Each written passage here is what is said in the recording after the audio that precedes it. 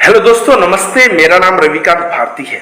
दोस्तों, जो लोग कहते हैं आमतौर पे कि मुसलमान राजाओं ने हिंदू मंदिर तोड़ा इसलिए ताकि हिंदुओं के भावनाओं को आहत किया जाए, यह बात सरासर बेईमानी है। जी हां, आज मैं आप लोगों के बीच जो पुष्पेंद्र कुलश्रेष्ठ और नफरती चिंटुओं द्वारा फैलाया हुआ समाज में ऐसा झूठ है, जिस झूठ को वे लोग प्रचारित करते रहे हैं कि मुसलमान राजा, चाहे वो औरंगजेब हो, मोहम्मद गजनवी हो, ये लोग मंदिर को तोड़े इसलिए ताकि हिंदू के भावनाओं को आहत किया जा सके।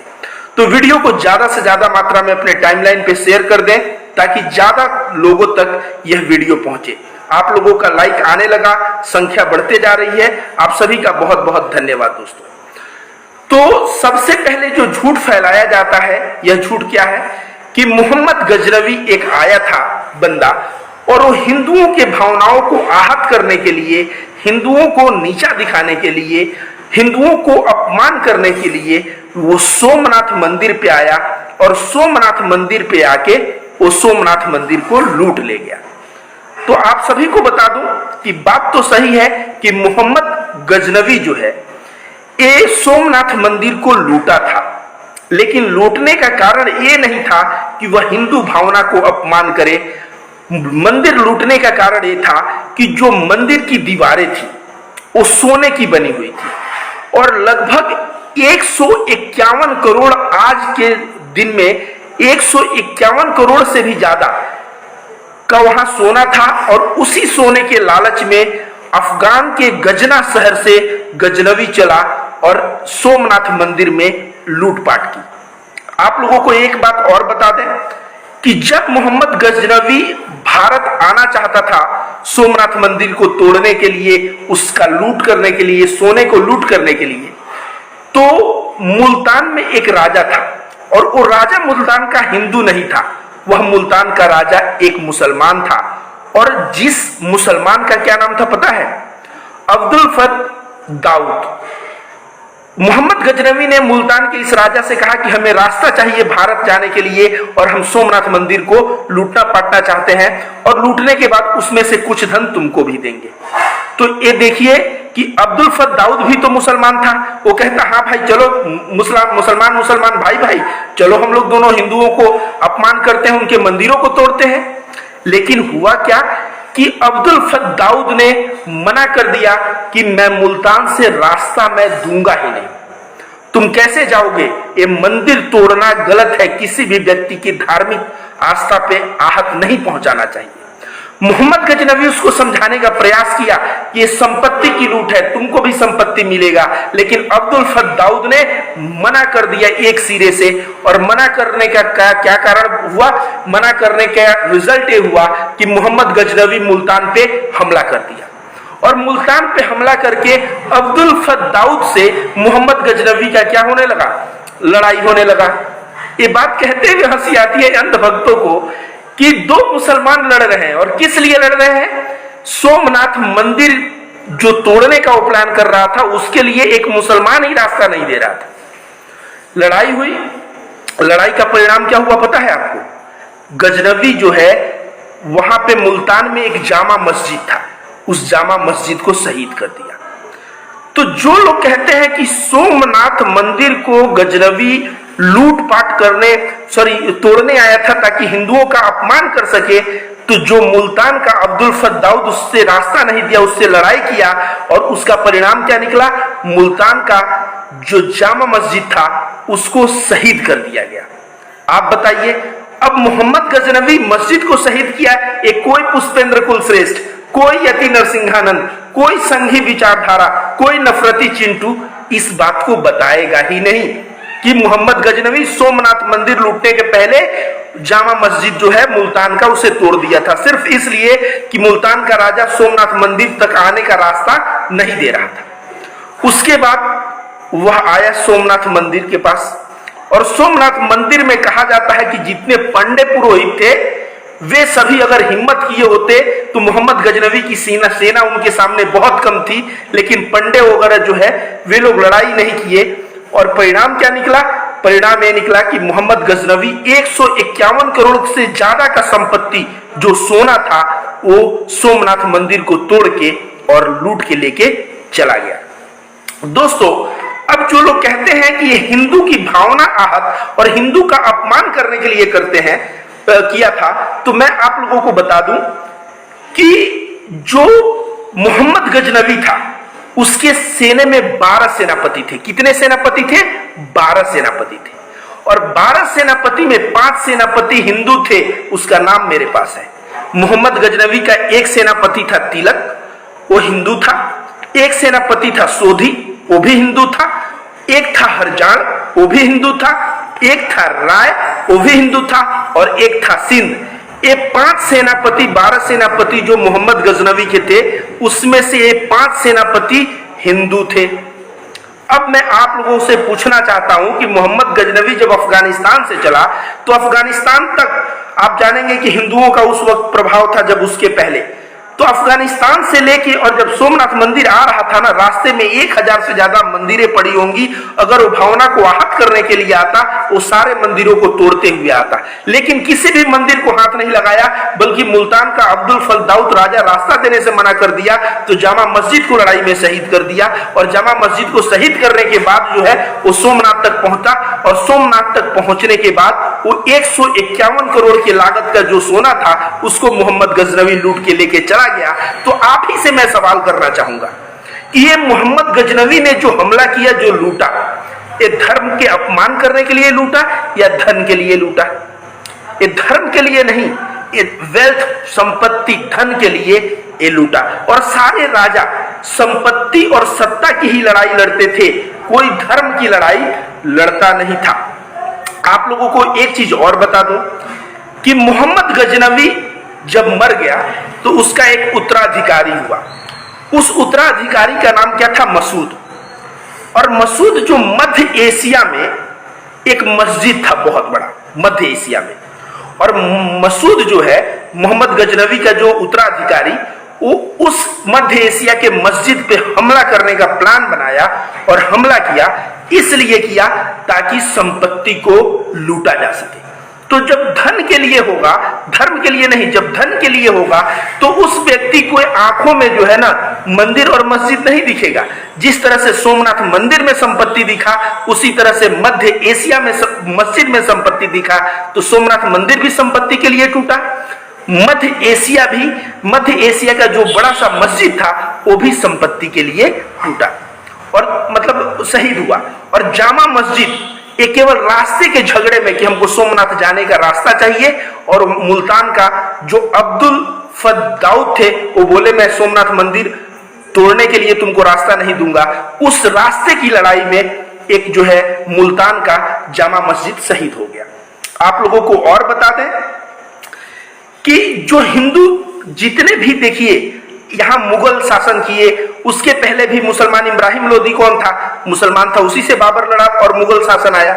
तो जब दिल्ली सल्तनत हुआ और जब मुसलमानों का भारत में राज हुआ, तो आप लोगों को मैं एक चीज बता दूं कि बहुत सारे मुसलमान राजा, या 100%, जिस देश में 80% हिंदू हों, वहां पे हिंदुओं के भावनाओं को आहत करके कोई राज नहीं कर सकता। इसलिए सारे के सारे राजा वहां के जनता के सेंटीमेंट को खुश रखना चाहते थे और उसके लिए वे लोग मंदिरों को दान दिया करते थे। अब मुसलमान राजा जो जमीन काफी अलॉट किए हैं, पैसा काफी मात्रा में दान दिए हैं, और किसको? हिंदू मंदिर को और साथ साथ मस्जिद को भी। तो आप लोगों को एक चीज और बता दूं कि मंदिर के लिए बहुत दान दिए हैं। एक राजा जिसका नाम औरंगजेब है, और उस औरंगजेब को बहुत बदनाम मतलब बोला जाता है, बहुत कट्टर था, तो ये था, तो हिंदुओं पे अत्याचार किया, फला किया, ढेकाना किया। तो मैं आपको बता दूं कि जब अंग्रेज आए तो अंग्रेजों का नीति क्या था? फुट डालो और शासन करो। तो अंग्रेज इतिहासकारों ने जब देखा 1857 की क्रांति में कि हिंदू मुस्लिम एक होके और अंग्रेजों के छक्के छुड़ा दे रहा है, तो फुट डालो शासन करो की नीति को और बढ़ा दिया और इतिहास में फेरबदल किया।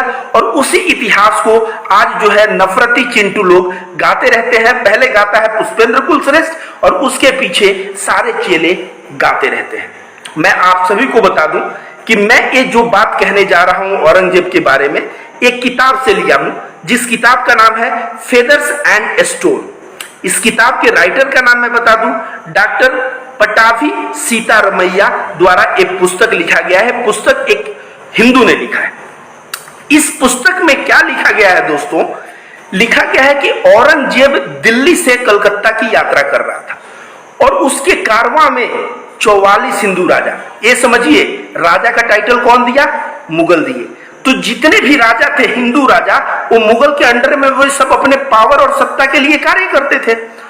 तो 44 हिंदू राजा औरंगजेब के काफिले में जा रहे थे, 44, और प्रत्येक राजा के साथ उनकी एक पत्नी भी जा रही थी। मतलब कितनी रानी? 44 रानियां। और औरंगजेब का जब काफिला बढ़ा तो वो काफिला, आपको पता है, दिल्ली और कलकत्ता के बीचों बीच एक शहर आता है बनारस, जिसको काशी कहा जाता था। और काशी में एक भव्य मंदिर आज भी है बाबा विश्वनाथ का, जिसे हम लोग, फोन भी आता है तो क्या कहते हैं हम लोग? महादेव भाई। महादेव भाई का मतलब क्या होता है? काशी विश्वनाथ में अगर बनारसी को आप फोन करेंगे तो हेलो नहीं कहेगा, बोलेगा महादेव भाई बताइए आगे कैसे हैं, महादेव की कृपा से ठीक है। तो काशी विश्वनाथ के मंदिर में जब पहुंचा तो जो 44 रानियां थी, वे लोग बोले कि हम बाबा जो है विश्वनाथ का हम लोग दर्शन करना चाहते हैं। औरंगजेब ने अपना काफिला लगा दिया कहीं और बोला ठीक है आप लोग जाइए और बाबा विश्वनाथ का दर्शन करके आइए।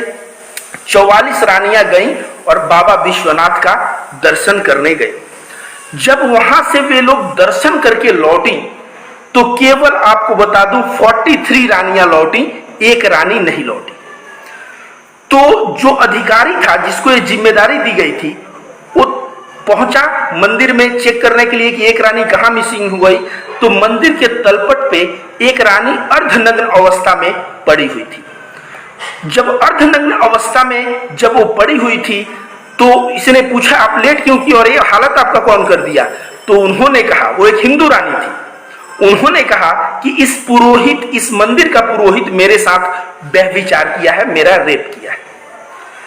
जब यह बात औरंगजेब तक पहुंची और 44 हिंदू राजा, सबका खून खौल गया कि ये पुरोहित हम लोगों की राजा की बीबी के साथ खिलवाड़ कर रहा है। उस पुरोहित को औरंगजेब ने इन 44 राजाओं के कहने पे फांसी की सजा दे दी और वो जो है मर गया। मरने के बाद यही 44 राजा और वहां के जो धार्मिक लोग थे, वे बोले बाबा विश्वनाथ का प्रांगण जो है यह पुरोहित गंदा किया और आप जो है इसको फांसी दिए हैं, इसी से हम लोगों को चैन नहीं है। आपको एक कार्य और करना पड़ेगा, आप जो है ये बाबा विश्वनाथ का जो मूर्ति है उसके बगल में अगर इस तरह का कार्य हुआ है तो वहां बाबा विश्वनाथ का मूर्ति हम लोग दूसरी जगह रखेंगे। तो औरंगजेब ने कहा आप जगह अपने मर्जी का चुन लो और मैं अपने खजाने से जितना पैसा लगेगा पैसा दूंगा, ताकि बाबा विश्वनाथ का और आप लोगों के धार्मिक आस्था का जो प्रतीक है वो सही मायने में वो उसकी इज्जत बहुत आगे बढ़े। तो एक चीज आप बताइए, आज के डेट में भी मैं एक ट्रू हिंदू हूं, बहुत सारे ट्रू हिंदू, अगर मंदिर में कोई गलत कार्य होगा ना तो मैं भी कहूंगा कि ये भगवान हमारे इतने प्रिय हैं और इस मंदिर में एक गलत कार्य पुरोहित किया, पुरोहित को तो सजा होनी चाहिए और वहां से मूर्ति उठा के किसी पवित्र जगह पे रख देंगे। तो एक कार्य औरंगजेब ने किया। दूसरा चीज मैं बता रहा हूं कि फरमान्स ऑफ किंग औरंगजेब एक किताब है। इस किताब का नाम क्या है? Farmans of king Aurangzeb. और इसको लिखा किसने है? कोई मुल्ला ने नहीं लिखा है, कोई कटमुल्ला ने नहीं लिखा है। जो पुष्पेंद्र कुलश्रेष्ठ बात बात में कहता है ना कि ये मुल्ले की औलाद है, कटमुल्ले की औलाद है, मैं कह दूं कि ये नफरतबाजों से कि ये किताब किसने लिखा है farmans of king Aurangzeb? Doctor Bishambar Nath Pande. और डॉक्टर बिशंबर नाथ पांडे एक बहुत ही महापुरुष हैं जिन्होंने इस किताब को लिखा। इनमें जितने भी औरंगजेब के फरमान्स थे वो सबको इकट्ठा किया गया है दोस्तों, और इकट्ठा करके एक किताब टाइप में बना दिया गया है। और जितने उत्तर भारत में पुरोहितों को औरंगजेब ने फरमान जारी किया था कि मैं यहाँ पे इतना रुपया का दान दे रहा हूँ, यहाँ का इतना रुपया का दान दे रहा हूँ, यहाँ पे इतना रुपया का, यहाँ मंदिर के लिए मैं जमीन दान दे रहा हूँ, वो सारे फरमान्स ऑफ किंग औरंगजेब किताब में ये सारी की सारी चीजें आज आपको देखने को मिल जाएगी। अगर यह किताब मैं लिखा होता ना तो लोग ये पुष्पेंद्र कुलश्रेष्ठ और उसके जो चेले यति नरसिंहानंद के हैं ये कहते कठमुल्ले की औलाद है, ये गलत लिखा है। लेकिन मैं इन लोगों से कहना चाहूंगा कि हिंदू और मुसलमान हमेशा इस देश में सद्भाव और प्रेम से रहा है। इसलिए मैं रविकांत भारती अपना नाम सामाजिक कार्यकर्ता से हटा के सद्भाव कार्यकर्ता कर दिया हूं। मैं कार्य सद्भाव के लिए ही करूंगा। तो डॉक्टर विशंबरनाथ पांडे ने जो फरमांस इकट्ठा किया दोस्तों, उसमें जितने भी पुजारियों को फरमांस जारी किया औरंगजेब, उसका सारा ये है। और जितने भी, यहां तक कि कामाख्या मंदिर को औरंगजेब ने एक मोटी रकम दान दी। इसके बारे में कोई चर्चा नहीं करेगा। मैं कहता हूं कि मंदिर भी को भी दान दिया, मस्जिद को भी दान दिया। दान इसलिए दिया ताकि हिंदू अपने आस्था को माने, मुसलमान अपने आस्था को माने। और किसी भी मंदिर को अगर तोड़ने का कार्य किया गया है तो सिर्फ धन के लालच में, कि धन हमारा वहां से मिले। आप लोगों को एक चीज और बता दूं दोस्तों, ये जो आरएसएस है या जो गोबर भक्त हैं या पुष्पेंद्र कुलश्रेष्ठ है, यति नरसिंहानंद है, ये लोग कहते हैं शिवाजी हिंदू थे। तो शिवाजी बिल्कुल मेरे जैसे, रविकांत भारती जैसे असली हिंदू थे, वो नफरतबाज हिंदू नहीं थे। शिवाजी ने क्या किया देखिए दोस्तों, रायगढ़ में उन्होंने एक मंदिर बनवाया। और किसका मंदिर बनवाया? भगवान जगदीश्वर का। और उस मंदिर के ठीक बगल में उन्होंने एक मस्जिद भी बनाया। अब शिवाजी एक हिंदू राजा थे, वो एक मस्जिद बना रहे हैं किसके बगल में? अपने जो मंदिर बनाया उस मंदिर के बगल में। तो ये अंधभक्त क्या बोलेंगे कि ये शिवाजी भी कठमुल्ले की औलाद है, ऐसे बोलोगे क्या? ऐसा हिम्मत है तो बोल डालो। इन्हीं के नाम पे तुम लोग तो पूरा गंध मचाए हुए हो। जाके थोड़ा इनकी जीवनी पढ़ो, और जब इनकी जीवनी पढ़ोगे तो पाओगे कि शिवाजी ने रायगढ़ में भगवान जगदीश्वर के मंदिर निर्माण करवाया और ठीक उसी के बगल में मस्जिद का निर्माण करवाया। ऐसे हिंदू राजा हुआ करते थे जो हिंदू और मुसलमान दोनों में सद्भाव देखना चाहते थे। आप लोगों को एक चीज और बता दूं, भारत में जो मस्जिद का निर्माण हुआ, ये सबसे पहला मस्जिद कहां बना? आप सभी जानते हैं, केरला में। क्यों? अरब से जो व्यापारी व्यापार करने आते थे वो केरला में आते थे समुद्र के किनारे से। और जब आते थे केरला में तो केरला में व्यापारियों को वहां के हिंदू राजा सम्मान देने के लिए उनका इबादत का एक स्थान बनाया, मस्जिद बनाया। तो शुरुआत के दिनों में भारत में जितने भी मस्जिद बने हैं, एक कोई मुसलमान राजाओं ने, मुसलमान तो भारत पे 1000 ईस्वी के बाद आया है। 1000 के पहले जितने भी मस्जिद बने हैं वो सारे मस्जिद किसने बनाए हैं? वो सारे के सारे मस्जिद हिंदू राजाओं ने बनाए हैं। दोस्तों आप लोगों को एक बात और बता दूं, आप लोगों को बहुत ही आश्चर्य होगा सुन के। 11वीं शताब्दी में एक राजा हुआ करते थे जिनका नाम था हर्षदेव। राजा का क्या नाम था? हर्षदेव। और हर्षदेव के जिंदगी के ऊपर राजतरंगिणी एक किताब लिखा गया है। क्या नाम है? राजतरंगिणी। और कौन लिखा है? कवि कल्याण। तो कवि कल्याण उसमें कहते हैं कि हर्षदेव ने एक नया ओहदा बनाया, एक नया पोस्ट बनाया, और उस पोस्ट का क्या नाम है पता है? देवोपतन नायक। मतलब देवताओं की मूर्ति का तोड़ने वाला जो होगा उसको हर्षदेव ने देवोपतन नायक की उपाधि दी। अब ये भी बात समझिए, ये भी बात संपत्ति का खेला है। उन्होंने उन्हीं देवताओं के जो मूर्ति थे उनको गलाने का कार्य किया। जो हीरे, सोने, चांदी, हीरे, मोती, मतलब जो बहुत ही महंगे महंगे थे, उस महंगे मूर्तियों को कलेक्ट करने के लिए इन्होंने देवोपतन नायक बनाया। और ये कोई मुसलमान राजा नहीं बनाया, इसको एक किसने बनाया? राजा हर्षदेव ने बनाया। अब मैं आप लोगों को, अंधभक्तों को, मेरे हंसी आती है अंधभक्तों पे कि अंधभक्त कभी इतिहास उठा के पढ़े हैं क्या?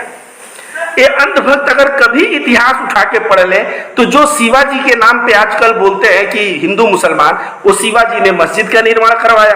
तो इन अंधभक्तों के ऊपर मुझे बहुत हंसी आती है। और एक हंसी की बात मैं आप लोगों को और बता दूं, मराठा, आप सभी लोग जानते थे मराठा राजा टीपू सुल्तान के दुश्मन थे, आप सभी जानते हैं। आपको पता है क्या, टीपू सुल्तान के जो पिताजी थे वही एक ऐसे राजा थे जिन्होंने अंग्रेजों को युद्ध में हराया था। हिंदू राजा, मतलब हिंदुस्तान के राजा।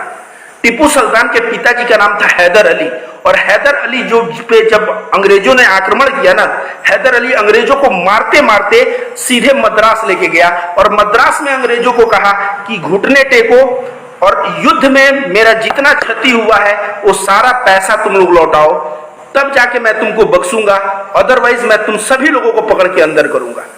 अंग्रेजों ने तुरंत संधि किया और संधि में टीपू सुल्तान के पिताजी जिनका नाम था हैदर अली को मुआवजे दिए और जो भी माफीनामा जो करना था किया। लेकिन वो हिंदुस्तान का सबसे बड़ा गलती था। अगर हैदर अली ने अंग्रेजों को उसी वक्त सबक सिखा दिया होता तो शायद ये हिंदुस्तान गुलाम नहीं होता। बाद में हैदर अली को कैसे जो है षड्यंत्र करके अंग्रेज उनके ऊपर कब्जा पाते हैं, इस चीजें आप टीपू सुल्तान कैसे मारे जाते हैं आप सबको पता है। तो टीपू सुल्तान पे विजय पाने के लिए मराठे लोगों ने आक्रमण किया। किसने आक्रमण किया? मराठा लोगों ने। किस पे? टीपू सुल्तान को हराने के लिए। और टीपू सुल्तान आपको पता होगा वो बंदा नेवी से भी सब रखा था। अब यहाँ पे ये लोग बोलेंगे हिंदू मुसलमान की लड़ाई है, मैं भी कहूंगा चलो मराठा हिंदू हो गया, टीपू सुल्तान मुसलमान हो गया, हिंदू मुसलमान की लड़ाई है।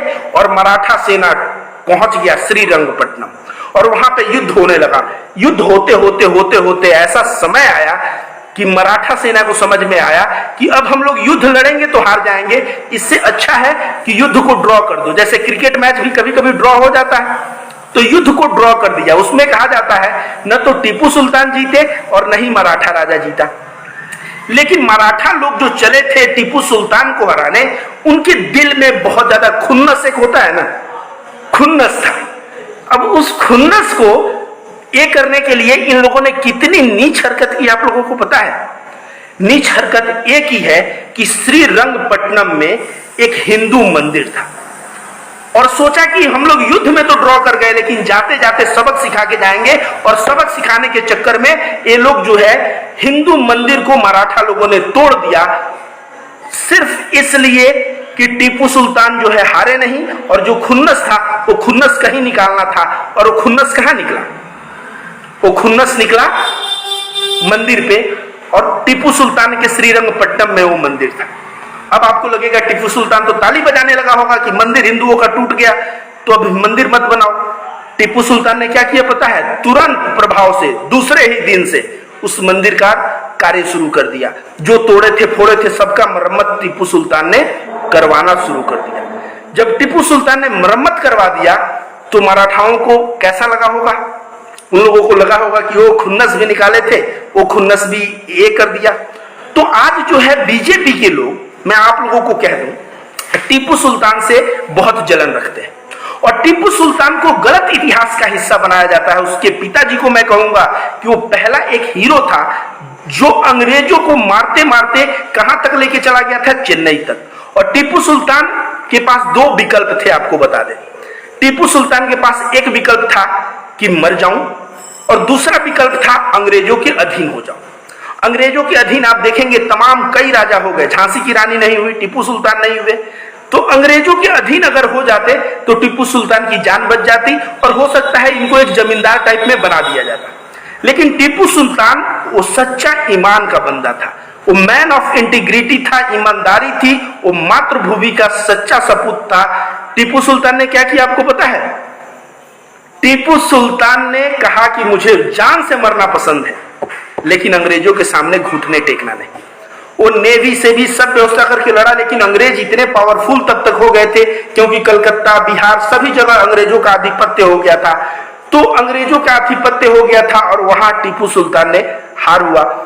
तो टीपू सुल्तान हार हुआ तो वो मौत को गले लगाया। ऐसा नहीं है कि टीपू सुल्तान अंग्रेजों का पैर छूके और बोला मुझे माफ कर दो और मुझे कुछ जमींदारी दे दो, ऐसा टीपू सुल्तान ने नहीं किया।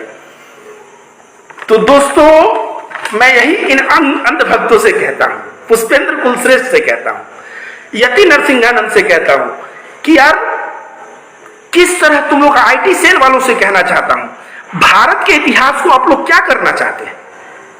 आप कहते हैं कि सोमनाथ मंदिर को तोड़ा और मुसलमानों के प्रति नफरत फैलाते हैं। कभी आप कहते हैं कि औरंगजेब ने फला किया ढिकाना किया। मैं आपको बता दूं, जो लोग कहते हैं अकबर ने जजिया टैक्स लगाया, जजिया टैक्स कितना परसेंट लगाया? 1.25%, 1.25% हिंदुओं पे लगाया। आपको पता है उसी देश में रहने वाले मुसलमान से जकात कितना लिया जाता था? 2.5%। अगर कोई हिंदू मुसलमान बने तो उसको 1.25% से उसका टैक्स जो है 2.5% हो जाएगा। तो अत्याचार तब कहा जाता जब ज़कात 2.5% था तो जजिया टैक्स 5% होता, तब होता कि भाई तब 2.5% हिंदुओं पे ज्यादा हो गया तो हिंदू मुसलमान बन गए टैक्स बचाने के लिए। तो इस तरह से जो इतिहास को तोड़ा मरोड़ा गया है, राजाओं ने मंदिर तोड़ा। ये राजाओं ने कितने मंदिरों को दान दिया? मंदिर अगर कहीं टूटा है तो फिर मैं कह दूं संपत्ति और धन के लिए टूटा है। मंदिर कभी भी हिंदुओं के भावना को आहत करने के लिए नहीं टूटा है। और सोमनाथ मंदिर तोड़ने जो गजनवी अफगान से चल के आया था, रास्ते में जो अब्दुल फत दाऊद बंदा था, वो मुसलमान राजा था और वो लड़ गया, बोला मैं रास्ता नहीं दूंगा, और उसके बदले उस बंदे को लड़ाई करना पड़ा और मुल्तान का जो जामा मस्जिद है वो जामा मस्जिद उस लड़ाई में शहीद हो गया। यही जो है गजनवी का मैं कहूं मसूद, उसका उत्तराधिकारी मध्य एशिया के मस्जिद को लूटा। क्यों? उसमें संपत्ति थी। तो मेन यहां पे लड़ाई संपत्ति की थी, मेन लड़ाई धन की थी। दोस्तों अब आप लोगों का कमेंट में पढ़ देता हूं। धन की लड़ाई थी, लेकिन उसको बीजेपी, आरएसएस, विश्व हिंदू परिषद, बजरंग दल ऐसी ऐसी उलूल जुलूल बातें करके, और वे लोगों का मोटो सिर्फ एक और एक मोटो रहता है मेरे दोस्तों, सिर्फ एक मोटो रहता है। और वो मोटो क्या रहता है कि हिंदुओं की भावनाओं को भड़काओ ताकि हिंदू मुसलमान से नफरत करे, और जिसका फायदा वोट में भारतीय जनता पार्टी को मिले। इन लोगों का इतिहास, भूगोल, सारा चीज वोट पे केंद्रित हो गया है। कोई भी पढ़ता नहीं है, जानता नहीं है, और केवल अनाप शनाप बातें बकते रहता है।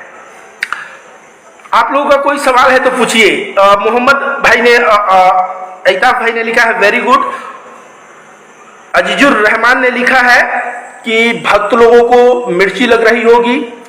इसके बाद आपकी बात बिल्कुल सही है भाई। किसी भाई ने लिखा है oh you are learned, Naeem Sirwani भाई ने लिखा है कि यू आर लर्नेड, बहुत बहुत धन्यवाद आपका। विजय मल्लिक ने लिखा है एक्सेलेंट। आप लोगों का कोई भी कमेंट हो यहाँ पे कमेंट ड्रॉप करें दोस्तों, सही कह रहे हो। अब की बार कांग्रेस और वामपंथी इतिहास को, ये जो आप बोल रहे हो ना कांग्रेस और वामपंथी, बीजेपी आके हिंदुओं का कौन सा बड़ा कार्य कर दिया मेरे दोस्त? हिंदू मुस्लिम करके देश को जो तोड़ने का कार्य कर रहा है, पेट्रोल और डीजल के दाम को महंगा करके लूटने का कार्य कर रहा है, इसके पीछे भी तो कुछ बोलो मेरे दोस्त। सकीर हुसैन ने लिखा है गुड, सलीम अहमद का आया है वेरी गुड, सबीर अंसारी ने लिखा है वेरी गुड। लगातार कमेंट्स आते रहते हैं, आते रह रहे हैं। राशिद खान ने बेस्ट लिखा है। उसके बाद किसी भाई ने लिखा ऑल राइट भाई शुक्रिया, ट्रू स्टोरी। इमरान खान ने लिखा है कि बहुत सही बोल रहे हैं आप। किसी भाई ने लिखा है सुपर भारत और खेती का काम। किसी भाई ने लिखा है, सलीम खान ने लिखा है गुड। अंध भक्तों को पिछवाड़े में ऐसे ही आग लग रही है, आप और आग लगा रहे हैं, ऐसा किसी भाई ने लिखा है वेरी गुड। किसी ने लिखा है लाजवाब सर, आप जैसे आदमी को देश की जरूरत है। मंसूर अपराज ने लिखा है सुपर सर। हसीब अहमद भाई ने लिखा है हाय। इम्तियाज भाई ने लिखा है वेरी गुड। और आप कैसे, इस तरह का कमेंट रेगुलर आ रहा है। आप लोगों का मैं बहुत बहुत आभारी हूं, बहुत बहुत आभारी हूं। वीडियो को दोस्तों ज्यादा से ज्यादा मात्रा में शेयर करें। मैं चाहता हूं ये वीडियो पुष्पेंद्र कुलश्रेष्ठ के कान तक पहुंचे, और ये वीडियो उत्तर प्रदेश में चुनाव है, उत्तर प्रदेश के हर एक हिंदू तक ये बात पहुंचाइए। अगर उत्तर प्रदेश का हर एक हिंदू मेरे बात को समझ रहा है, तो सुन लिया, तो डेफिनेटली वो हिंदू, ये जो नफरतबाजी है ना, ये नफरतबाजी का पोल खुल जाएगा।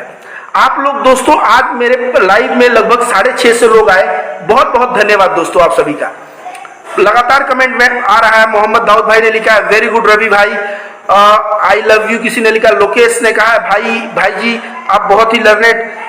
एस के राजू ने लिखा है सुपर। किसी भाई ने लिखा है वेरी नाइस।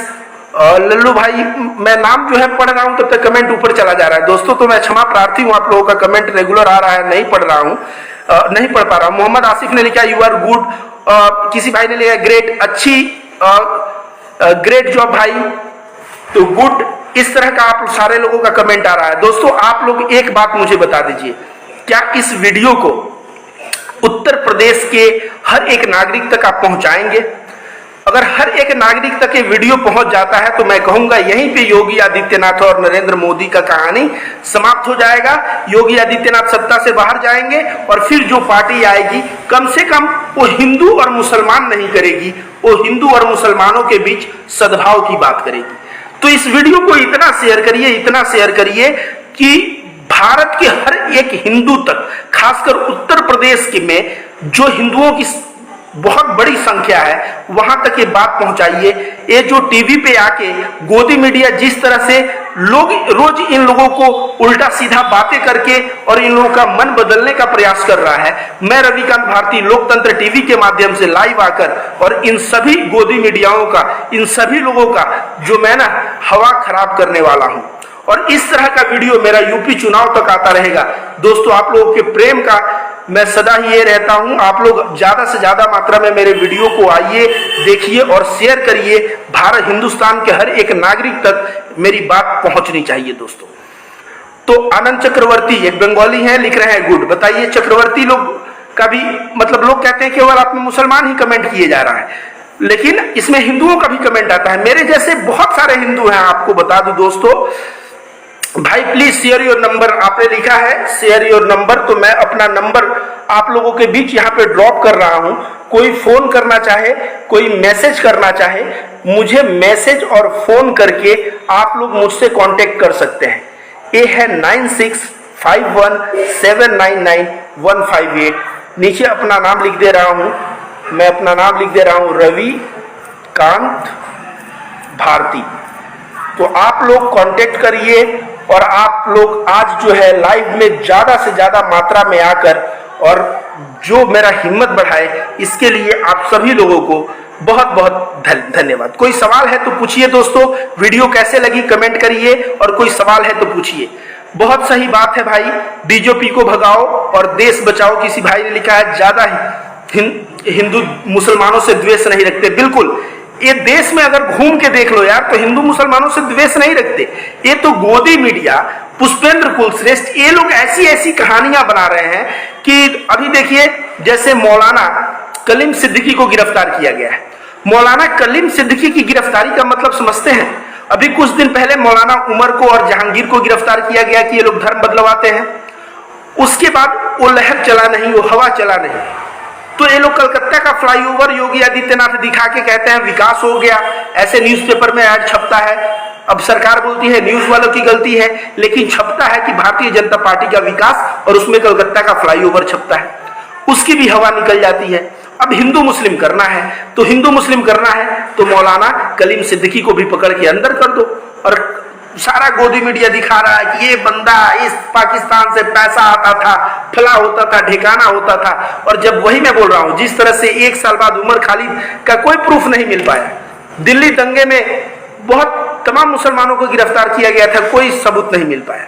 और उसी तरह से ये मौलाना जो कलीम सिद्दीकी गिरफ्तार हुए हैं, इनको 2-4-6 महीने तुम लोग परेशान करोगे, लेकिन सत्य में जयते, सत्य की विजय होती है और ये डेफिनेटली छूट जाएंगे। मौलाना कलीम सिद्दीकी करते क्या थे यार? मैं हिंदू हूं, अगर मैं अपने घर में 10 हिंदुओं को बुला के और प्रवचन दूं, व्हाट इज द प्रॉब्लम? अगर मैं मान लो कि हरिजनों दलितों को बुला के प्रवचन दूं, क्या प्रॉब्लम है? अगर मैं मुसलमानों को अपने घर बुला के गीता का पाठ पढ़ाऊं, तो समस्या क्या है मेरे दोस्त? अगर वो जो है भारत के संविधान में धर्म का प्रचार करने की आजादी है, उन्होंने अपने धर्म का प्रचार किया, और धर्म की प्रचार करने की जो आजादी है, उस आजादी का उन्होंने इस्तेमाल किया। और आप लोग कहते हैं गलत ढंग से धर्मांतरण करवाते हैं तो पकड़ के अंदर कर दो। तो इस तरह से घटनाएं दोस्तों आए दिन आपको देश में देखने को मिलेगी। लेकिन जब तक रविकांत भारती जैसा हिंदू जिंदा है, तब तक मैं बता दूं, इन लोगों के मंसूबे जो है, ये मंसूबे पूरे मैं नहीं होने दूंगा। आप लोगों को फिर से बता दूं दोस्तों, जिस तरह से शुरुआत में क्या कहा गया, इस्लाम में जो धर्मांतरण की बात है, ये बहुत ही आश्चर्य, मुझे हंसी आता है कि धर्मांतरण की बात पर कि मुसलमान राजा जो है जजिया टैक्स लगा के, तो जजिया टैक्स तो जकात का आधा था, जकात 2.5% था, तो जजिया टैक्स 1.25% था। अकबर ने 1.25% जजिया टैक्स लगाया था, बाद में वो भी हटा दिया गया था। इसके साथ में ये भी बता दूं, तलवार बोलते हैं, एक हाथ में तलवार और दूसरे हाथ में कुरान लेके आए थे, बोले कुरान पे मान लो नहीं तो तुम्हारा गला कटा। इतना आसान है गला काटना? जो भी देश में राज करना चाहता है, आप सभी को मैं बता दूं, जो भी इस देश में राज करना चाहता है, इस देश के जनता के भावनाओं को कद्र नहीं करेगा तो राज नहीं कर पाएगा। तो देश के जनता के भावना को कद्र, वो हिंदू भावनाओं को कद्र करते थे। तलवार के बल पे कभी इस्लाम नहीं फैला। इस्लाम फैला कैसे, इसके बारे में बहुत संक्षेप, विवेकानंद का नाम आप लोगों ने सुना होगा। विवेकानंद जी ने एक अपना संस्करण लिखा है, उसमें 8वें नंबर किताब में ऐसा लिखा हुआ है कि तलवार के बल पे इस्लाम फैलना, ऐसे बात कहने वाले जो हिंदू हैं या जो भी लोग हैं, वे लोग गलत कर रहे हैं। वो कहे कि पुरोहित और जमींदारों के अत्याचार से दलित तबका बहुत मात्रा में इस्लाम को कबूल किया। अब इस बात को आप समझने की कोशिश करिए। मैं एक दलित मान लीजिए हूं, मैं मंदिर में जाता हूं, मंदिर में मुझे तुम एंट्री दोगे नहीं, मंदिर में एंट्री दोगे नहीं तो मैं कहीं ना कहीं देवता खोजूंगा। तो जब मंदिर में दलितों को भगा दिया गया पुरोहितों के द्वारा, जमींदारों के द्वारा उनको गुलाम बना लिया गया, बधुआ मजदूर, तब वे लोग कहां जाने लगे? भगवान तो चाहिए, मंदिर में जा नहीं सकते, तो वे लोग सूफी दरगाह पे जाने लगे। और सूफी दरगाह पे जब वो लोग जाने लगे तो वहां जैसे ख्वाजा गरीब नवाज हो गए या बहुत सारे सूफी संत थे, उनसे लोग प्रभावित हो गए। और जब लोग उनसे प्रभावित हो गए तो उनके प्रभाव में उन्होंने इस्लाम को कबूल कर लिया। यही कारण है कि भारत में सबसे ज्यादा इस्लाम फैला है। इस चीज को रविकांत भारती नहीं, विवेकानंद ने इस बात को कहा है। अगर आप विवेकानंद को मानते हो कि वो सच्चे हिंदू थे, तो मेरी बात जो है, विवेकानंद ने कहा है इस्लाम तलवार के बल पे नहीं, दलित लोगों को मंदिर में नहीं आने देते थे, वो सूफियों के दरगाह पे जाने लगे और दरगाह पे जाके वहां सूफी संतों के शरण में चले गए और बाद में जो है इस्लाम को उन लोगों ने कबूल कर लिया। अब विवेकानंद, या तो तुम बोलो कि विवेकानंद भी तो बोलो मुल्ले, जैसे मुझे बोलते हो कि मुल्ले कटमुल्ले, तमाम तरह की मुझे उपाधि देते हो, मेरा नाम रविकांत भारती से रविकांत खान तमाम करते हो। विवेकानंद के साथ ऐसे कर पाओगे क्या? विवेकानंद के साथ कर पाओगे ना, तो ये मोदी जी की जो हिंदूवाद की राजनीति है ना, ये मोदी जी की हिंदूवाद की राजनीति तुरंत समाप्त हो जाएगी। क्योंकि विवेकानंद जी शिकागो में जाके और हिंदू धर्म के नाम को रोशन किया था। वह विवेकानंद आदमी कहते हैं कि इस्लाम तलवार के बल पे नहीं, बल्कि पुरोहित और जमींदारों के अत्याचार से ये दलित तबका जो है इस्लाम को कबूल किया। इसमें एक चीज मैं और जोड़ दूं, विवेकानंद जब शिकागो गए ना, तो दूसरे दिन आया कि हिंदू धर्म सबसे उदार धर्म।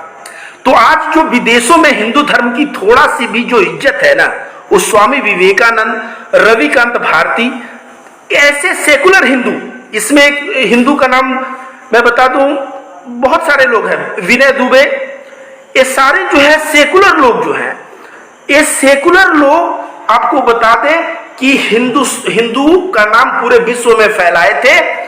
हिंदू उदारवाद की वजह से हिंदुत्व का सब जगह ये किया जा रहा है। लेकिन आज क्या हो रहा है पता है? एक हिंदू गया अमेरिका, भाइयों आपको बता दूं, न्यूज का बात है, वो भी इंग्लिश न्यूज़पेपर, अमेरिका गया, अमेरिका टैक्सी में जैसे बैठा, वो बोला आप कहां से हैं? भारत से। आप क्या हैं? हिंदू है। वहां का अंग्रेज क्या किया? इसको लात मार के अपने गाड़ी से निकाल दिया। बोला कि गाड़ी से उतरो, मेरे नफरती लोगों को मेरे गाड़ी में जगह नहीं, भले मैं आज भूखे सो जाऊंगा, वो चलेगा, लेकिन जो तुम लोग हिंदू मुसलमान कर रहे हो, ऐसे लोगों को मैं अपने गाड़ी में बैठा के नहीं घुमा सकता। तो आज पूरे विश्व में जो हिंदुओं पे, इन बातों पे तमाम लोगों को हंसी आती है, लेकिन मुझे चिंता होता है। ये चिंता का विषय है कि जो हिंदू धर्म कभी विश्व का गौरव हुआ करता था, आज हिंदू धर्म के ऊपर विदेश में जो है उसका नाम कम हो रहा है। विदेश में हिंदू धर्म के ऊपर एक तरह से देखा जाए तो उसकी जिस तरह से मटिया मिले तुम लोग कर रहे हो, ये बहुत चिंता का विषय है। और इसी चिंता के विषय से मैं सद्भाव कार्यकर्ता रविकांत भारती, मैं तो पुष्पेंद्र कुल श्रेष्ठ को नहीं दोस्तों तो 50 बार चैलेंज किया हूं, 50 टाइम्स, लेकिन उसकी हिम्मत नहीं है कि मेरे सामने खड़े हो जाए। और मैं ये भी कहता हूं कि पुष्पेंद्र कुल श्रेष्ठ जैसे नफरतबाज हिंदू जो मुसलमानों के प्रति हिंदुओं में नफरत फैला रहे हैं, मैं रविकांत भारती के सामने ना, मैं कह रहा हूं अगर 5 मिनट खड़े हो जाए, 5 मिनट खड़े हो जाए, तो मैं बीच चौराहे पे फांसी के लिए तैयार। मैं बस सवाल पूछूंगा और उस बंदे को जवाब देना है। उस बंदे के पास कोई जवाब ही नहीं रहेगा, क्योंकि वो बंदा जो है ना नफरती चिंटू है। और उसका उद्देश्य सिर्फ पुष्पेंद्र कुलश्रेष्ठ का उद्देश्य क्या है? नफरत फैलाना। उसके लिए वो कुरान में कहता है, जैसे एक बार कह रहा है 1,24,000 नबी पैदा हुए, ऐसा कुरान में लिखेगा कि पैदा होते रहेंगे, और नरेंद्र मोदी भी एक नबी है। अगर मैं इससे पूछ दूं कि ये बता 1,24,000 नबी के बारे में कुरान में बिल्कुल बात की गई है, लेकिन 1,24,000 नबी आ चुके हैं और मोहम्मद साहब अंतिम नबी है। मैं केवल इतना सवाल कर दूं कि तो नरेंद्र मोदी का जगह कहां से आता है जब अंतिम नबी जो है मोहम्मद साहब थे? तो इसके पास जवाब नहीं रहेगा। ऐसे मेरे पास 100 प्रश्न है एक पुष्पेंद्र कुलश्रेष्ठ के खिलाफ, 100 प्रश्न। कोई भी सवाल मैं बता रहा हूं ना, ये नफरत फैलाने के लिए मोटी रकम लेके और चुनाव में वोट जो है, वोट बैंक की राजनीति कर रहा है पुष्पेंद्र कुलश्रेष्ठ। तो दोस्तों, मैं रविकांत भारती, मैं पुष्पेंद्र कुलश्रेष्ठ के कई वीडियोस पे मैं उसको चैलेंज किया हूं, वो कभी मेरे सामने नहीं आया। अगर मेरे सामने हिम्मत है तो मैं ये लाइव वीडियो के माध्यम से चैलेंज कर रहा हूं, वीडियो को शेयर करिए। और पुष्पेंद्र कुलश्रेष्ठ जो नफरती चिंटू है, जो अंधभक्तों का आका बना हुआ है, जो कहता है इस्लाम तलवार के बल पे फैला है, जो कहता है जजिया टैक्स लगा के हिंदुओं पे अत्याचार हुआ है, जो पुष्पेंद्र कुलश्रेष्ठ कहता है कि मुसलमान राजाओं ने हिंदू के मंदिर उनके भावनाओं को आहत करने के लिए तोड़ दिया, उस पुष्पेंद्र कुलश्रेष्ठ को मैं एक बार आमने सामने डिबेट पे बुलाता हूं। अगर यह वीडियो पहुंचे तो आओ, और मैं 3-4 सवाल करूंगा, 5 मिनट का टाइम मुझे चाहिए, और उन सवाल का तुम जवाब दे दो तो मैं ये बातें जो है ना, मैं करना ही बंद कर दूंगा। लेकिन उसके पास जवाब नहीं होगा, क्योंकि वो नफरती चिंटू है दोस्तों, और नफरती चिंटुओं के पास कभी जवाब होता है क्या? आप ही बताइए ना। वीडियो को ज्यादा से ज्यादा मात्रा में शेयर करें, मेरे विचारों को पहुंचाएं, और कोई कमेंट हो तो करें, कोई आप क्वेश्चन पूछना चाहते हो तो क्वेश्चन पूछें। वीडियो में ऑलरेडी सारी बातें मैं बताया दोस्तों। ऐसे वीडियो लेके आप लोगों के बीच में मैं लोकतंत्र टीवी के पेज पे अक्सर आते रहता हूं। मैं रविकांत भारती अपना नंबर भी दे दिया हूं, आप लोग चाहें तो कांटेक्ट करें। और मैं एक बहुत बड़ा लाइब्रेरी आप लोगों को बता दें, एक बहुत बड़ा लाइब्रेरी का मैं उद्घाटन करने जा रहा हूं इसी सप्ते, और उस लाइब्रेरी में हिंदू के गीता, भागवत गीता के लगभग 50 टाइप के किताब रहेंगे, वेद रहेगा, उपनिषद रहेगा, कुरान रहेगा, हिंदी में भी रहेगा, अरबी में भी रहेगा, इंग्लिश में भी रहेगा। और कुरान मजीद के साथ साथ मैं कुरान मजीद की इंसाइक्लोपीडिया भी उसमें रखूंगा। कुरान मजीद की इंसाइक्लोपीडिया के साथ साथ मैं हदीस को भी रखूंगा, और इसके साथ साथ बहुत सारे इस्लामिक स्कॉलर जो इस्लाम के बारे में लिखे हैं वो भी रखूंगा। और मैं कहूं, मैं अपने आप को सद्भाव कार्यकर्ता कह रहा हूं, और सद्भाव फाउंडेशन के तहत ये लाइब्रेरी ऑलरेडी मुझे दान में मिल चुका है, और उस लाइब्रेरी में मैं किताबें डाल के और पूरे हिंदुस्तान में हिंदू मुस्लिम सद्भाव की बातें वीडियो के माध्यम से और किताबों के माध्यम से करता रहूंगा। कोई सवाल हो तो पूछिए। किसी भाई ने लिखा है, MD डब्लू भाई ने लिखा है वेरी गुड, किसी भाई ने वेरी गुड लिखा है, मंजूर अली लिख रहे हैं यही असली हिंदू है। बिल्कुल, मैं कहता हूं ये सारे नकली हिंदू, पुष्पेंद्र कुलश्रेष्ठ जितने भी नफरती चिंटू हैं ये नकली हिंदू हैं। असली हिंदू मैं हूं जो उदारता भाईचारा की बात करता हूं। असली हिंदू विवेकानंद थे, जिन्होंने विवेकानंद ने बोला कि भाईचारा की बात की। तो असली हिंदू हम लोग हैं। हम लोग इस देश में हिंदू मुसलमान और आपस में बंटते हुए नहीं देखेंगे। किसी आदमी ने कहा था ना कि मुसलमान चले जाएंगे इस देश में तो मैं कैसे रहूंगा, बात वही है। मेरे कई दोस्त मुस्लिम्स हैं, आपके भी दोस्त मुस्लिम होंगे यार जो हिंदू होंगे, और जब बात आएगी उनको देश से निकालने की, तुम क्या कहोगे कि नहीं नहीं मेरा दोस्त भी तो रहता है। तो इस तरह आज जिस तरह से असम में क्या हुआ है, असम में जिस तरह से खाली करवाया जा रहा है बस्तियों को, पता नहीं किस हिसाब से क्या डेटा है क्या डेटा नहीं है, जहां मर्जी है मुंह उठा के गया बांग्लादेशी है, मारो भगाओ। और इस तरह से उसमें कितने लोगों की को आप जानते हैं गोली इनकाउंटर हो गया है। तो वीडियो को ज्यादा से ज्यादा मात्रा में शेयर करें दोस्तों। नवीन भाई ने लिखा है कि बहुत सही कहा आपने। Mohammad Sanaullah Ansari very nice. Shahid Khan very good भाई। संतोष कुमार एक हिंदू है, लिख रहे हैं बहुत अच्छा विचार है आपका। कुरैशी मुश्ताक कुरैशी साहब लिख रहे हैं वेरी गुड। मोहम्मद जहांगीर लिख रहे हैं गुड जॉब। SK राजू लिख रहे हैं कि सुपर। एसके राजू ने लिखा सुपर लिखा है। उसके बाद अकरम भाई लिख रहे हैं थैंक यू वेरी मच। तो अकरम भाई, आप लोग जैसे दर्शक जब आते हैं ना, तभी रविकांत भारती जैसे लोगों का हौसला होता है और वो बातों को आपके सामने रख पाता है। इसके बाद लिखे हैं वाओ वेरी गुड ब्रदर। और किसी भाई ने लालजी प्रसाद यादव ने लिखा है शुक्रिया भाई। एक यादव भाई लिख रहा है शुक्रिया, वो भी मैं असली हिंदू मानूंगा उसको। गुड, आपको इंडिया में निजामुद्दीन शेख ने ऐसे भेजा है, बहुत अच्छे विचार हैं आपके। अब्दुल कलाम भाई ने थैंक यू वेरी मच लिखा है।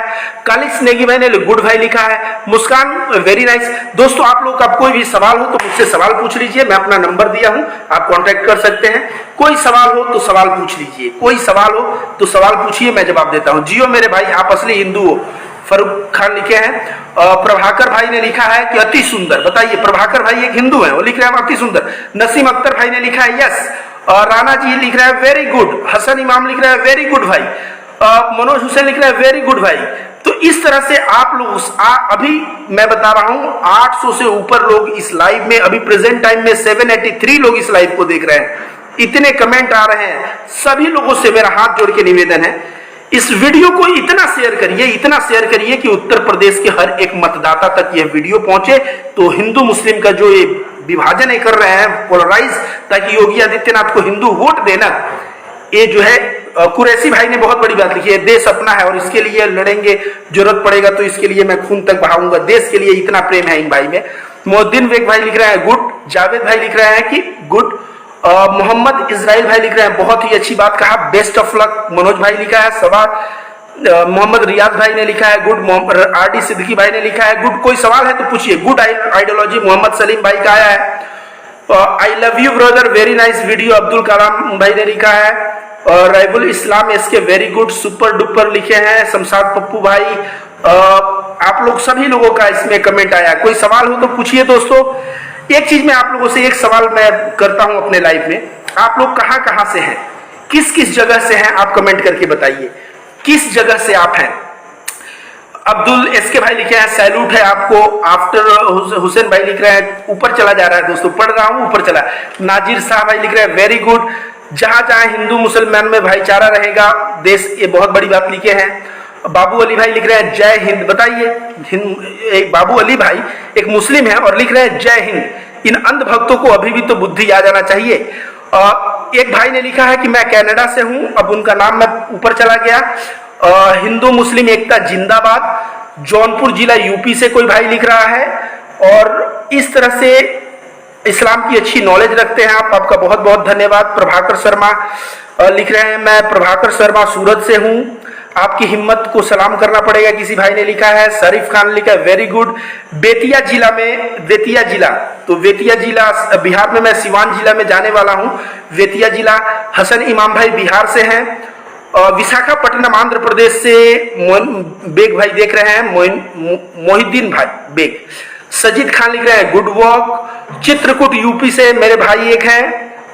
तो आप लोगों का देख रहे हैं कि गुड ब्रदर, अगर आप जैसे लोग रहे। लालजी प्रसाद यादव ने लिखा है अंग्रेजों के दलाल देश को चला रहे हैं। तो लालजी प्रसाद जी से मैं सहमत हूं कि अंग्रेजों के पिल्ले इनको कहा जाएगा। अंग्रेजों की दलाल कहना गलत होगा, अंग्रेजों के पिल्ले थे। दलाल की भी एक मर्यादा होती है, लेकिन पिल्लों का क्या होता है, वो केवल तलवे चाटते हैं। ग्रेट मुजफ्फरनगर से एक भाई हैं, आप वाकई दिलेर हो। किसी भाई ने लिखा है। मोहम्मद शाह ने लिखा है वेरी गुड। भाई इतने कमेंट्स आ रहे हैं, मैं सारे कमेंट्स ड्रॉप कर करके पढ़ रहा हूँ, एक एक छोड़ के पढ़ रहा हूँ। हसन मलिक ने वेरी गुड कोलकाता से। मैं भी कोलकाता, उत्तर 24 परगना जो है, उत्तर 24 परगना में मेरा एक मकान है। मैं आऊंगा तो आपसे कांटेक्ट करूंगा। आप जैसे हिंदुस्तान, अगर इंसान हिंदुस्तान में रहे तो हिंदुस्तान का हम लोग भी की उम्र आपको लग जाए। एक भाई लिख रहे हैं, कोई सिद्दीकी भाई हैं। तो दोस्तों मेवात से आप, एक भाई मेवात से हैं। तो आप सभी लोगों ने, आप औरंगाबाद महाराष्ट्र से अयूब सैयद भाई देख रहे हैं, और वेरी गुड। बहुत सारे कमेंट्स आप लोगों को आ रहे हैं। हिंदुस्तान जिंदाबाद और हमेशा रहेगा। बताइए, वसीम खान लिख रहे हैं हिंदुस्तान जिंदाबाद था, है और हमेशा रहेगा। बहुत बड़ी बात है भाई। हम सऊदी में रहते हैं, सऊदी बिहार यूपी के होंगे, सऊदी में जॉब करने गए होंगे। नसीर अंजुम ने लिखा है वेरी गुड। आप यूपी में कहां पर हो? बनारस आ जाइए दोस्तों। यूपी में मुझसे मुलाकात करना है तो बनारस, कलकत्ता में मुलाकात करना है, उत्तर 24 परगना। और कुशीनगर से एक भाई सद्दाम अंसारी लिख रहे हैं मैं कुशीनगर से हूं। तो आप लोग अलग अलग जगह से मुझे प्यार दे रहे हैं, मेरे वीडियो को शेयर कर रहे हैं। आप सभी का बहुत बहुत सच्चा इतिहास जानते हैं आप। रबीउल इस्लाम भाई ने लिखा है, तो आप सभी अंग्रेजों के औलाद कहा जाएगा, नेहा सिद्दीकी भाई लिख रही हैं। तो आप सभी लोगों का एक चीज और मैं आप लोगों से मैं एक सवाल और कर दूं। ये सवाल ये है कि मैं एक सद्भाव कार्यकर्ता हूं, सद्भाव कार्यकर्ता। आप लोग सही मायने में बताइए, जितने भी मुस्लिम भाई हैं उनसे सवाल मैं कर रहा हूं, आप हिंदू भाई लोगों से प्रेम करते हैं या नहीं करते? मैं सद्भाव हूं, मेरे लिए एक हिंदू जैसा है, मुसलमान, मेरे लिए इंसान होना ही काफी है। अगर इंसान है तो सब बराबर है। आप लोग इसको मानते हैं सद्भाव को? अगर आप मानते हैं तो कमेंट में बस ये लिखिए, कमेंट में सिर्फ ये लिखिए कि सद्भाव जो है, सद्भाव जिंदाबाद, सद्भाव जिंदाबाद। या सद्भाव जिंदाबाद नहीं लिख मतलब सद्भाव चाहते हैं, हम सद्भाव चाहते हैं, या सद्भाव जिंदाबाद, इस तरह से सद्भाव जरूरी है, कुछ भी आप ऐसा कमेंट करिए। यस यस यस, आप लोगों का कमेंट आने लगा कि आप लोग सद्भाव पे हिंदुओं से प्रेम करते हैं। वेरी नाइस, सभी लोगों का जवाब आने लगा। तो इसमें बहुत सारे लोग, इरफान शेख भाई ने लिखा है yes, good job. Firoz Khan ने लिखा है, बिहार किशनगंज से एक भाई हैं। मोहम्मद अजम भाई ने लिखा है यस। सिजाद अहमद भाई ने लिखा है ए, देश में ऐसे लोगों की जरूरत है। मोहम्मद अफ्ताब भाई ने लिखा है नाइस ब्रो। आप सभी लोगों का कमेंट लगातार आते जा रहा है, लगातार आते जा रहा है। आप लोगों से बहुत सारे भाई बता रहे हैं कि मैं जो है सद्भाव को चाहता हूँ, सद्भाव को चाहता हूँ। और वेरी गुड, आसाम से हूँ, I am proud of you. किसी भाई ने लिखा है आसाम वालों को मेरे लिए तरफ से ये जो हो रहा है भारत में, ये पता नहीं ये भारत को कैसा बनाना चाहता है सरकार। तो दोस्तों, आप लोगों में बहुत सारे कमेंट आए। अभी प्रेजेंट टाइम में हमारे वीडियो में 856 लोग जुड़े हुए हैं। देखिए, एक भाई ने लिखा, मोहम्मद आजम भाई ने लिखा सद्भाव जिंदाबाद। ये लिख रहे हैं your voice is not clear, कुछ नेट का इशू होगा इनको। बिल्कुल, हम हिंदू भाई एक हैं, मुस्लिम भाई एक हैं, हिंदू हमारी जान है। वकार अहमद लिख रहे हैं हम सब मिलते रहते हैं। किसी भाई ने लिखा है, मोहम्मद तलीम भाई ने, ब्रिजेश कुमार ने लिखा है वेरी नाइस। तो दोस्तों, इस देश में हिंदू मुस्लिम एकता और सद्भाव को यहाँ पे इकट्ठा करना है। यहाँ केवल नफरतबाज हिंदू नहीं रहते, यहाँ रविकांत भारती जैसे भी हिंदू रहते हैं, जो देश के हिंदुओं को सद्भाव फाउंडेशन से जोड़ के, सद्भाव फाउंडेशन के लाइब्रेरी में इनवाइट करेंगे, अपने विचार को इंटरनेट के माध्यम से। ये जो पुष्पेंद्र कुलश्रेष्ठ, यति नरसिंहानंद और जितने भी नफरतबाज चिंटू हैं, आईटी सेल, जो बीजेपी के आईटी सेल हिंदू मुस्लिम में जो भी एक कर रहे हैं, सद्भाव बना रहे हैं। हिमांशु सिंह, एक हिंदू भाई ने भी लिखा है कि सद्भाव बना रहे। तो इस तरह से आप लोगों का कमेंट आया। दोस्तों, आप लोगों से विदा, सद्भाव जिंदाबाद। हामिद उस्मानी भाई ने लिखा है, अयूब खान ने लिखा है इंसानियत का दूसरा नाम ही सद्भाव है। इसलिए मैं रविकांत भारती सद्भाव फाउंडेशन खोला हूं। एक लाइब्रेरी में मैं इस हिंदू की किताब, इस्लाम की किताब, क्रिश्चियन की, बौद्ध की, जैन की, सारे धर्मों की किताब रखूंगा और बोलूंगा गधो, अंधभक्तों, आओ और पढ़ो, और पढ़ के अपने दिमाग का थोड़ा सा तो एंटीना जला लो। थोड़ा सा भी अगर एंटीना इस दिमाग का अगर जल गया ना, तो मैं कह रहा हूं ये देश बदलते टाइम नहीं लगेगा। दोस्तों, ये नफरतबाजी बहुत हो गया। सूफी फकीर जो होते थे उनकी भी मैं बता रहा हूं, एक से एक मिसाल होते थे। आप मुसलमानों में मैं ऐसे ऐसे उलेमा, ऐसे ऐसे मुफ्तियों को दिखा दूंगा जो सही मायने में क्या कार्य कर रहे हैं। और मुसलमानों के बिजनेसमैन, एक कोलकाता के मेरे मुस्लिम फ्रेंड हैं जिनका नाम है मोहम्मद दाऊद, और उनका व्यापार किस चीज का है मैं बता दूं, उनका व्यापार है चमड़े का। वो ये वीडियो के द्वारा हमको कांटेक्ट किए थे। दोस्तों, आज की डेट में वो प्रत्येक संडे को 400 लोगों का भोजन कराते हैं, मतलब महीने में 1600 लोगों का भोजन। 1600 लोगों का भोजन जो व्यक्ति करवाता है, उसके बारे में भी तो कुछ बोलो यार। तो मुसलमान बिजनेसमैन भी अच्छे हैं, मुसलमान जो है संत और जो मुफ्ती हैं, ये लोग भी भाईचारा और प्रेम की बात करते हैं, कोई नफरतबाजी का बात नहीं करता।